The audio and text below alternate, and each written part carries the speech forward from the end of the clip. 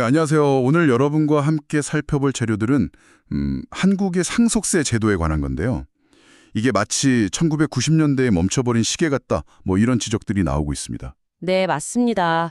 세상은 정말 빠르게 변했는데 이 제도의 큰 틀은 거의 30년 가까이 그대로라는 거잖아요. 그렇죠. 그래서 이게 왜 오늘날 이렇게 뜨거운 감자가 됐는지, 또 어떤 문제점들이 제기되고 있는지 오늘 좀 집중적으로 파헤쳐 보겠습니다. 네, 보내주신 자료들을 쭉 보니까요.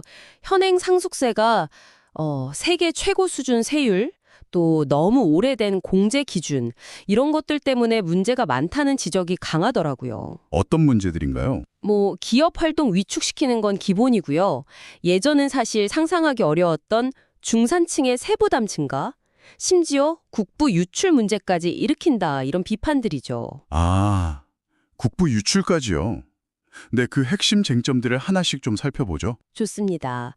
특히 다른 나라들이랑 비교해보면 한국 상황이 얼마나 다른지 이게 좀 중요한 포인트가 될 것 같아요. 네, 그 비교가 확실히 와닿죠? 그럼 바로 본론으로 들어가 보죠. 역시 가장 먼저 눈에 띄는 건 세율 문제입니다. 자료 보니까 최고 세율이 50%인데 네, 50%죠. 근데 기업 경영권을 넘겨받는 최대 주주는 여기에 10%포인트를 더 얹어서 할증 과세가 된다고요?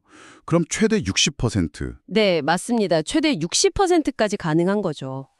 이게 세계 1위 수준이라고들 하죠. 이야, OECD 평균이 한 26% 정도라고 하는데 거의 2배가 넘네요. 엄청나게 높은 겁니다. 근데 자료들이 보여주는 더 심각한 문제는요.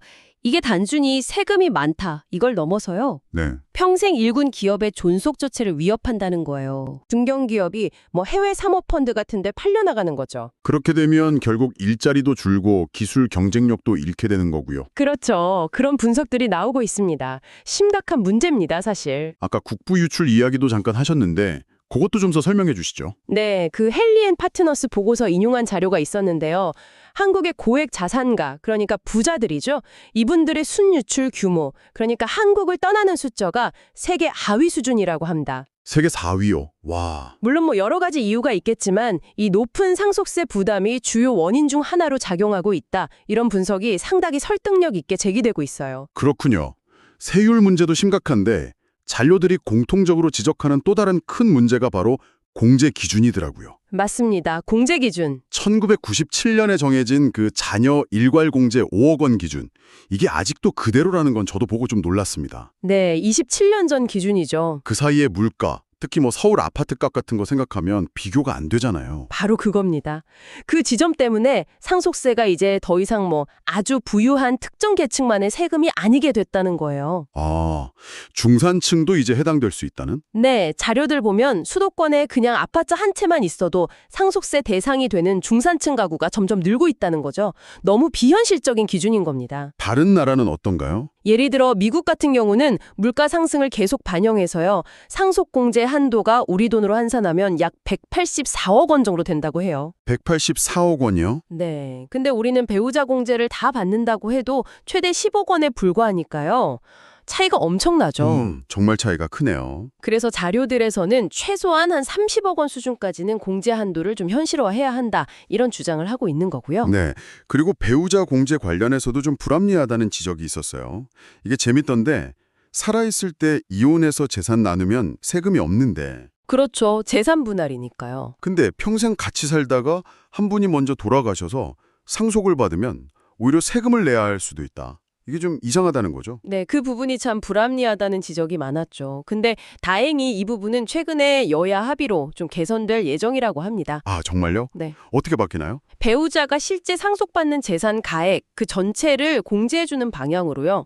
약간 부부가 함께 이룬 재산 중에서 그냥 본인 몫을 차려가는 개념으로 보는 거죠. 아, 그게 합리적이네요. 네. 다만 부부간 증여 문제라던가 아직 좀 명확하게 정리되지 않은 부분들도 남아있다는 지적은 여전히 자료에 있긴 합니다. 알겠습니다. 그럼 이런 여러 문제들을 해결하기 위한 대안으로 어떤 것들이 제시되고 있나요?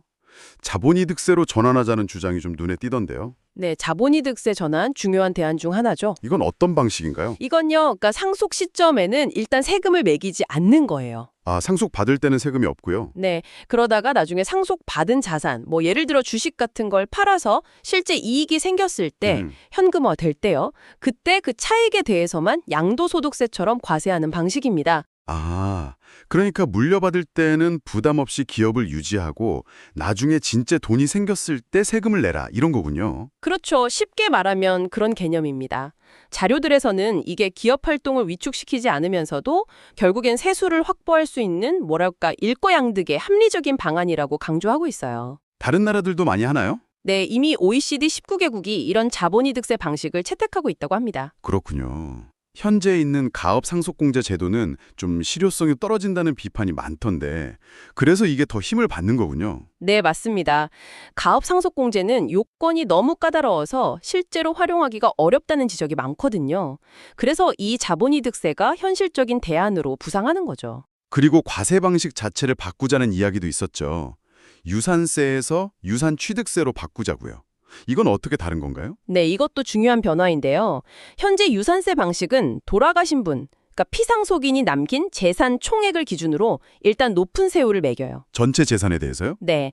그러다 보니까 상속인이 여러 명일 경우에는 각자 실제 받는 재산보다 더 많은 세금을 내는 것처럼 느껴질 수가 있어요.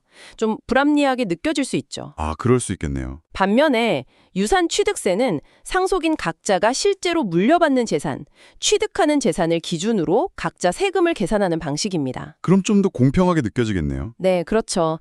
자료에서도 이게 실질 과세 원칙이나 공평과세 원칙에 더 맞고 또 국제적인 추세이기도 하다고 지적하고 있습니다. 이건 언제쯤 시행될 예정인가요? 정부 계획상으로는 2028년 시행을 목표로 하고 있다고 하네요. 아직 시간은 좀 남았죠. 까지 전반적인 좀 수술이 필요하다 이런 공감대가 형성되고 있는 것 같습니다. 네, 그런 분위기가 확실히 읽히죠.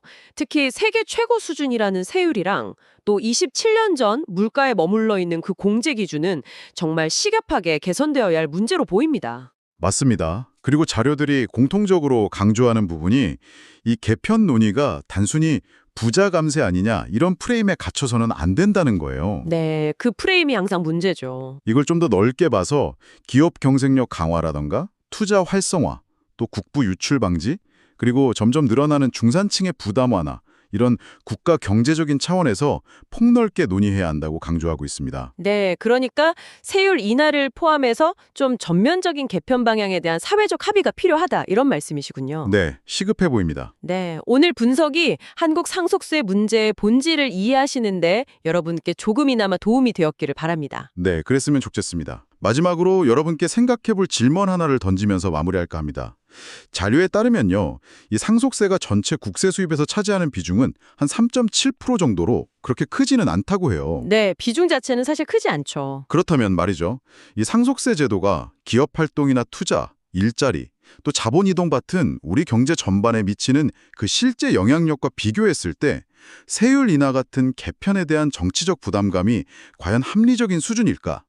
이 질문을 한번 스스로에게 던져보시는 것도 의미 있지 않을까 싶습니다.